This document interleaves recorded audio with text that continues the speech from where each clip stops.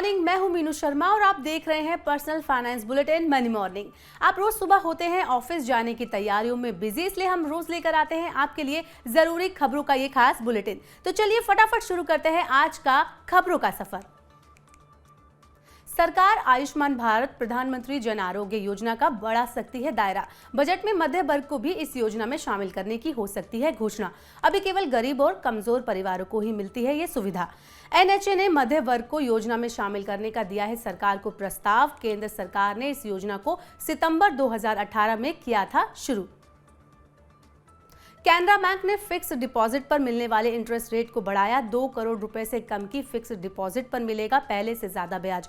FD पर नई ब्याज दरें 18 जनवरी से हो चुकी हैं लागू। बैंक 7 दिन से 10 साल वाली एफडी पर सामान्य ग्राहकों को देगा 3.25% से 7.15% तक ब्याज। वरिष्ठ नागरिकों को मिलेगा 3.25% से लेकर 7.65% तक का रिटर्न।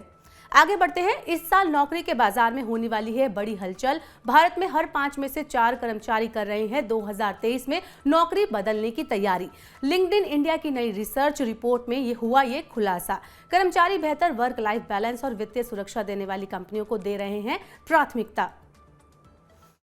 ईपीएफ सदस्यों की शिकायतों का होगा अब तुरंत समाधान। ईपीएफओ ने शिकायत करने की प्रक्रिया को बनाया और आसान। ईपीएफआई ग्रीवियंस मैनेजमेंट सिस्टम हुआ लॉन्च। ईपीएफ सदस्यों को सवालों और शिकायतों में मिलेगी मदद और अब तेजी से होंगे उनकी शिकायतों का समाधान। अडानी एंटरप्राइजेस का 20,000 करोड़ रुपए का एफपीओ 27 जनवरी को खुलेगा। कंपनी ने एफपीओ के लिए किया प्राइस बैंड तय। सभी तरह के निवेशकों के लिए इसकी अधिकतम कीमत होगी 3,276 रुपए प्रति शेयर। मारुति सुजुकी ने 17,362 वाहनों को किया रिकॉल। इन वाहनों में एयरबैग खराब होने का चला है पता। प्रभावित मॉडल्स में ऑल्टो के 10, एस्प्रेसो, इको, ब्रेजा, बलेनो और ग्रैंड विटारा है शामिल। इन वाहनों में एयरबैग कंट्रोलर की फ्री में होगी जांच। जरूरत पड़ने पर कंपनी बदलेगी इन्हें मुफ्त में। वाहन मालिक खराबी सही न होने तक बरते ज्यादा सावधानी। टाटा मोटर्स ने नेक्सन ईवी की कीमत 50,000 रुपए घटाई। महिंद्रा एक्सयूवी 400 के लॉन्च होने से पहले कंपनी ने उठाया बड़ा कदम। नेक्सन ईवी प्राइस एक्सएम की अब नई कीमत होगी 14.49 लाख रुपए। महिंद्रा की ईवी एक्सयूवी 400 की कीमत है 15.99 लाख रुपए। टाटा मोटर्स ने नेक्सन ईवी मैक्स वेरिएंट की रेंज को भी बढ़ाकर किया 453 किलोमीटर। गो मैकेनिक ने एक झटके में 70% कर्मचारियों को नौकरी से निकाला बाहर। कंपनी में वित्तीय गड़बड़ियों का पता चलने के बाद लिया गया ये बड़ा फैसला। सह संस्थापक अमित भसीन ने मानी फाइनेंशियल फ्रॉड की बात। कंपनी ने बिजनेस को रीस्ट्रक्चर करने का लिया फैसला। स्टार्टअप कंपनियों में नहीं रुक रही है कर्मचारियों की छटनी। महंगाई के बावजूद भारतीय उपभोक्ता खरीदना चाहते हैं महंगा वाहन। ज्यादातर लोग बना रहे हैं 10 से 25 लाख रुपए वाली गाड़ी खरीदने की योजना। पसंदीदा वाहन पाने के लिए ग्राहक 6 महीने तक इंतजार करने के लिए भी हैं तैयार। इलेक्ट्रिक व्हीकल खरीदने वाले अभी भी हैं बहुत कम। विदेशी संस्थागत निवेशकों की खरीदारी से बाजार में आई तेजी। बुधवार को बीएसई सेंसेक्स 390 अंक बढ़कर 61,045 अंक पर हुआ बंद। नेशनल स्टॉक एक्सचेंज का निफ्टी 112 अंक बढ़कर हुआ 18,165 अंक पर बंद।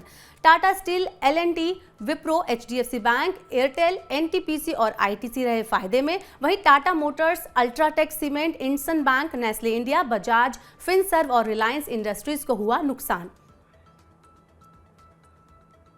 बुधवार को सोना 105 रुपए हुआ सस्ता। 10 ग्राम सोना खरीदने के लिए खर्च करने होंगे अब 56,526 रुपए। चांदी की कीमत 52 रुपए बढ़कर हुई 69,694 रुपए प्रति किलोग्राम। डॉलर इंडेक्स मजबूत होने से सोने की कीमतों में बना दबाव।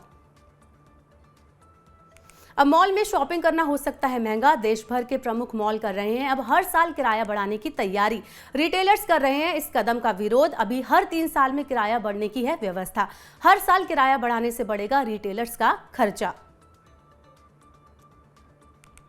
ओयो के आईपीओ से जुड़ा बड़ा अपडेट आया सामने। कंपनी फरवरी मध्य तक करेगी दोबारा से आईपीओ दस्तावेज दाखिल। सेबी ने कुछ नई जानकारी के साथ दोबारा डीआरएचपी जमा करने का दिया था निर्देश। कंपनी सभी प्रमुख सेगमेंट को एक साथ अपडेट करने का कर रही है काम।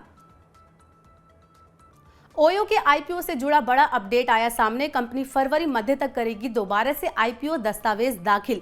सेबी ने कुछ नई जानकारी के साथ दोबारा DRHP जमा करने का दिया था निर्देश। कंपनी सभी प्रमुख सेगमेंट को एक साथ अपडेट करने का कर रही है काम। साल 2023 में लॉन्च होने वाले प्रत्येक 100 में से 75 स्मार्टफोन होंगे 5G। भारतीय स्मार्टफोन बाजार में 5G फोन की बिक्री 13 गुना बढ़ी। 5G स्मार्टफोन बाजार में सैमसंग, OnePlus और Vivo हैं शीर्ष खिलाड़ी। 10 में से 25,000 रुपए वाले प्राइस सेगमेंट में Xiaomi और Realme हैं प्रमुख कंपनीज। क्रेडिट डिपॉजिट गैप को कम करने के लिए और ज्यादा बैंक जारी करेंगे इंफ्रास्ट्रक्चर बॉन्ड। फंडिंग के लिए और ज्यादा बैंक अपना सकते हैं ये रूट। चालू वित्त वर्ष में बैंकों ने इंफ्रा बॉन्ड से जुटाए हैं 19,600 करोड़ रुपए। इंफ्रा बॉन्ड का कूपन रेट होता है बहुत ही प्रतिस्पर्धी। बजट में कर कटौती का लाभ बढ़ाने, कारोबार से जुड़ी लागत घटाने और कंपनियों को किफायती दरों पर आसान कर्ज उपलब्ध कराने का दिया गया है सुझाव। PhD chamber of commerce and industries ने रखा सरकार के सामने ये प्रस्ताव। कर कटौती का लाभ बढ़ने से उपभोग खर्च बढ़ाने में मिलेगी मदद। तो ये थी मनी मॉर्निंग में आज की तमाम बड़ी खबरें, जरूरी खबरें और महत्वपूर्ण खबरें।